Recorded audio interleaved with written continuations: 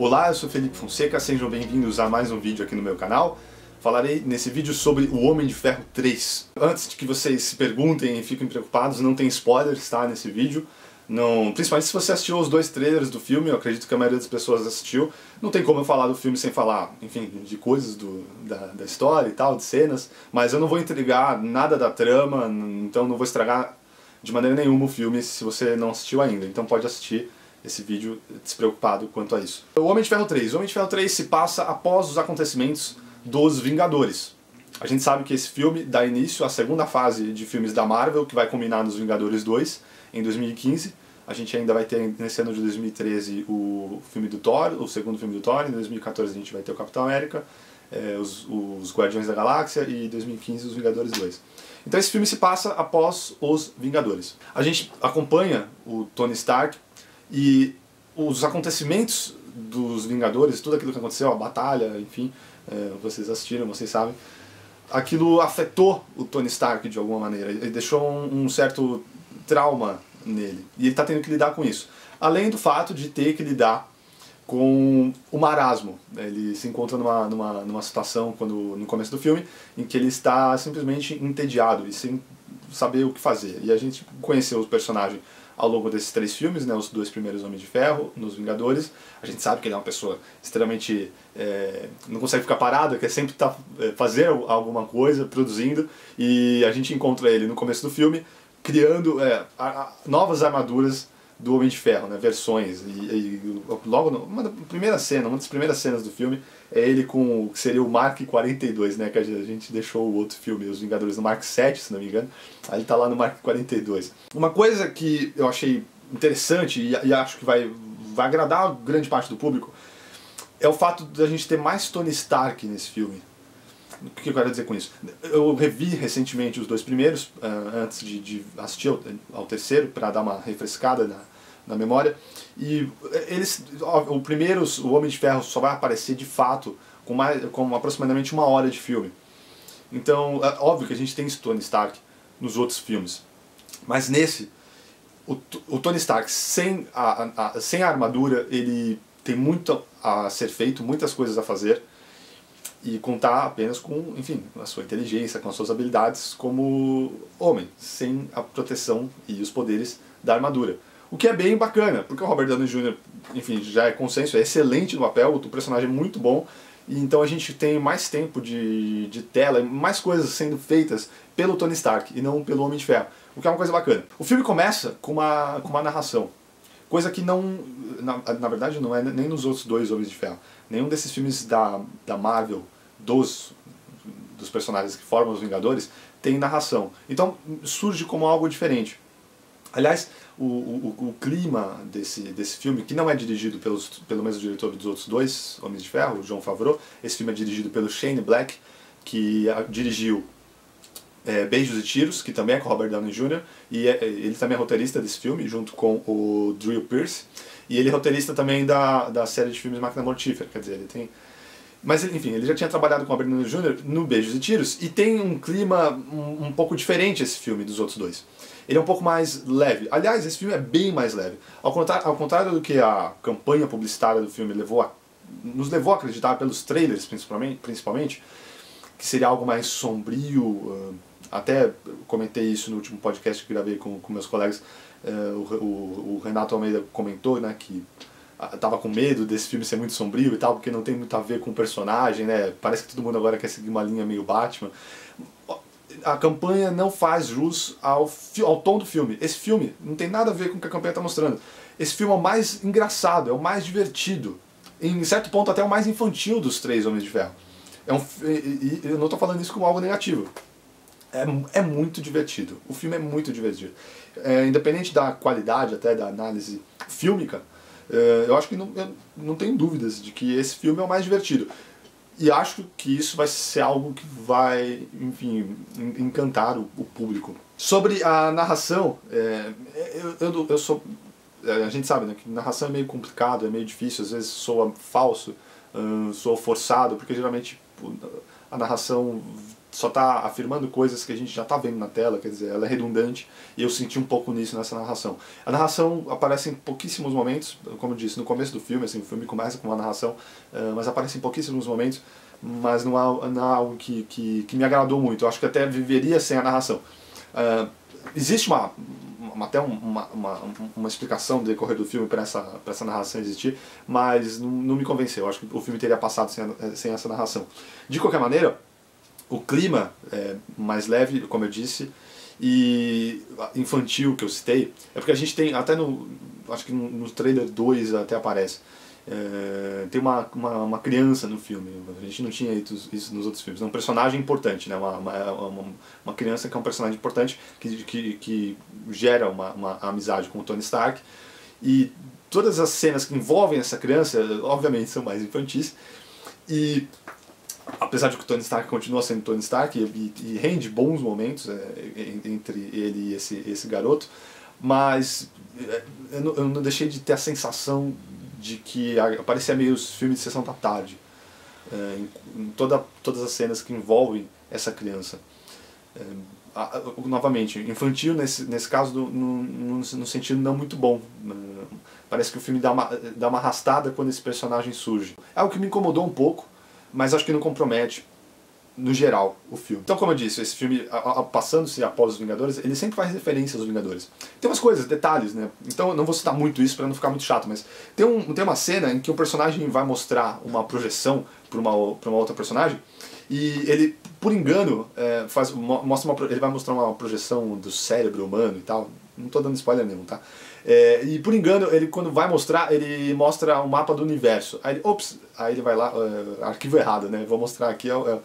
Isso eu acho que é uma dica para algo que a gente vai ter nos Vingadores 2. É algo que está se construindo pra gente combinar lá. Então, enfim. E aposto que o filme tenha muitas outras coisas que provavelmente eu até não captei nessa primeira vez que eu assisti o filme e que talvez pesque em revisitas ao filme. O vilão, eu decidi quer dizer, eu concluí pra mim que o vilão é muito bom. Eu já tinha tido essa impressão quando eu saí assim, do cinema, mas eu não estava 100% certo, assim. Mas agora eu estou. O vilão é muito bom. É muito divertido.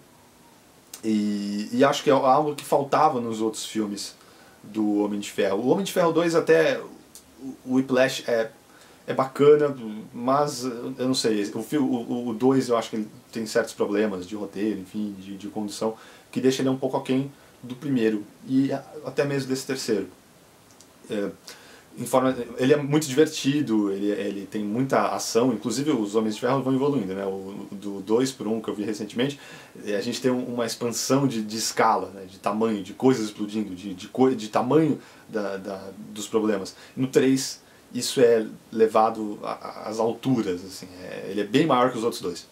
E o vilão tem um grande papel, e eu acho que vocês vão se cativar muito por esse vilão.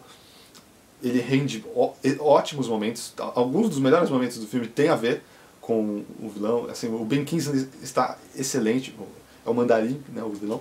Ele está excelente, e acho que isso é uma força do filme, e uma força que a gente não presenciou até então. Inclusive nos filmes da Marvel em geral, eu não acho que a gente teve grandes vilões. A gente teve vilões, os filmes são muito bacanas, mas a gente não teve grandes vilões. Por exemplo, como os filmes do Batman tiveram. Então eu gostei do que fizeram nesse terceiro filme. A gente tem sequências muito bacanas nesse filme. O Shane Black, como eu disse, ele leva um clima, um tom mais leve no filme. Então a gente tem muito Tony Stark, a gente tem muito ação, quer dizer, tem uma subtrama investigativa no filme. Então, que difere, como eu já disse, um pouco dos outros.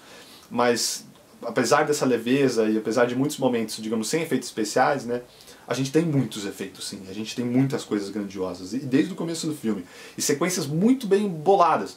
Tem uma armadura que aparece logo no começo do filme, que novamente, trailers mostraram, então espero não estar dando spoiler nenhum, e é coisa do começo do filme. O Tony Stark, uma das armaduras que ele cria, ela é controlada por controle remoto, quer dizer, a armadura vem até ele, ela veste ele. E isso rende uma série de possibilidades dentro do filme, que gera algumas sequências muito bacanas, algumas cenas muito emblemáticas.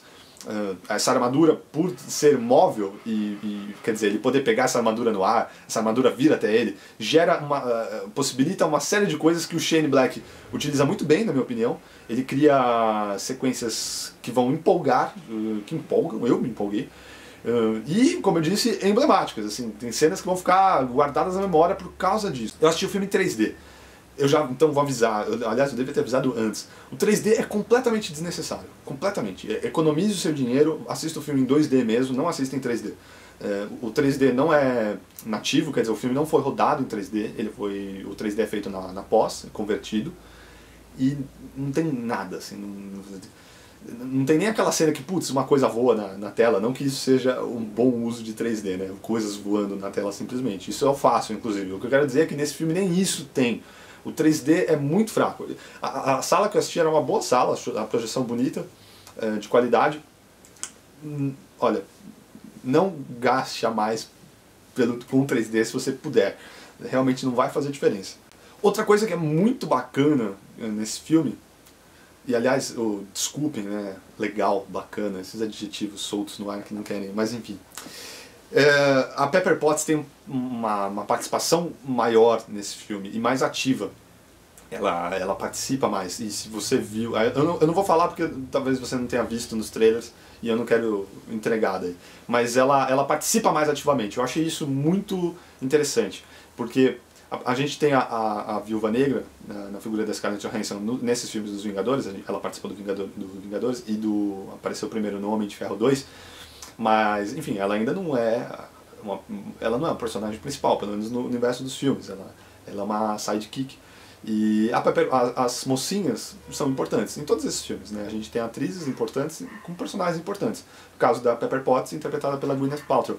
Mas apenas nesse filme, e eu fiquei muito feliz com isso, ela participa ativamente mesmo. Tudo bem, no primeiro ela é uma mocinha em perigo, no segundo ela é uma figura ali, ela ganha um poder, porque ela assume as empresas e tal, mas no que diz respeito à ação de fato e da história e do vilão do filme, ela não tem uma participação ativa mesmo, né? Nos Vingadores muito menos. Nesse filme ela participa de cenas de ação, ela vai à luta, digamos assim, e acho isso muito bacana. Eu gostei porque é um personagem que a gente vem acompanhando já por 3 filmes, né? Então esse é o 4º filme em que a personagem aparece no cinema, e eu gostei bastante disso. Esse é o 3º filme. Eu não sei se teremos outro filme do Homem de Ferro. Há conversas. Talvez seja o último com Robert Downey Jr. Enfim, aí não tem nada a ver com o filme. Mas analisando o filme como eu acho que ele é um 3º ótimo filme e pode ser um 3º assim, que fecha muito bem. Eu acho que eles deixam, quer dizer, existe a possibilidade sempre, né, de você continuar. Não sei se é o que vai acontecer, não sei o que vai vir para os Vingadores 2, mas é um filme que tem muita celebração. Inclusive eu lembrei muito a comparação que eu fiz na minha cabeça com o Retorno de Jedi. E não em termos de qualidade, porque eu acho que o Retorno de Jedi acho que é inegavelmente o mais fraco dos 3. O menos bom, né? Porque são todos bons, da trilogia original de Star Wars. E o Homem de Ferro 3, no caso, eu acho que ele é superior ao 2. E se é superior ao 1 ou não, eu realmente, no momento que faço esse vídeo, não consegui decidir ainda. Então vocês me perdoem, essa eu vou ficar devendo. Mas o paralelo que eu fiz com o Retorno de Jedi é por causa da celebração. Como eu disse, é um filme muito divertido, ele é muito grandioso, ele tem momentos muito memoráveis. E mesmo ele tendo problemas, ele tem essa questão da narração que eu comentei, essas sequências e essas cenas com a criança, o garotinho, que foge um pouco, enfim, do tom. Eu acho que ele não é um filme completamente redondo, mas os pontos positivos dele compensam isso. Ele se torna um filme que você sai do cinema, nossa, que demais o que eu acabei de ver, que aventura, quanta coisa eu presenciei, né? E esse personagem que eu já conheço há tanto tempo, então assim, é um filme que é cativante, empolgante, e acho que isso tem que valer, isso vale sim, isso é um mérito dos criadores, é um mérito do diretor, do Shane Black, roteirista, junto com o Drew Pearce, da equipe, o Brian Tyler, que fez a trilha sonora, é o terceiro compositor a fazer trilhas sonoras para os filmes do Homem de Ferro, né? A gente não teve nenhum que ficou, cada filme é um compositor diferente. Ele cria uma trilha bacana, épica, tenta dar um tema ao Homem de Ferro, coisa que não existia ainda. A fotografia do John Toll, um fotógrafo excepcional, ele ganhou 2 Oscars. O primeiro foi por Lendas da Paixão, o segundo pelo Coração Valente, e ele é fotógrafo também, eu anotei aqui, do Além da Linha Vermelha, que é uma obra-prima, né? E, inclusive o trabalho dele. Então é um filme muito bonito, visualmente, muito agradável, enfim, eu acho que é uma experiência muito, enfim, divertida, memorável, e que combina muito bem tudo que a gente viu nos outros filmes, nos 2 primeiros Homem de Ferro e nos Vingadores. Eu dou 4 estrelas para esse filme, 4 estrelas em 5. Como eu disse, ele tem sim problemas, ele não é um filme redondo, por isso que eu tenho ainda minha dúvida qual que é melhor, ele ou o primeiro, porque o primeiro eu acho mais redondo talvez. Mas ele tem coisas que compensam isso, muitas coisas. Então eu acho que é muito válido, muito divertido e é um ótimo filme nessa saga dos heróis da Marvel, dos Vingadores, no cinema. 4 estrelas em 5, então. Por enquanto é isso. Acessem as redes sociais aí, sigam, assinem, e é isso. Muito obrigado mais uma vez pela audiência. Um abraço, até mais.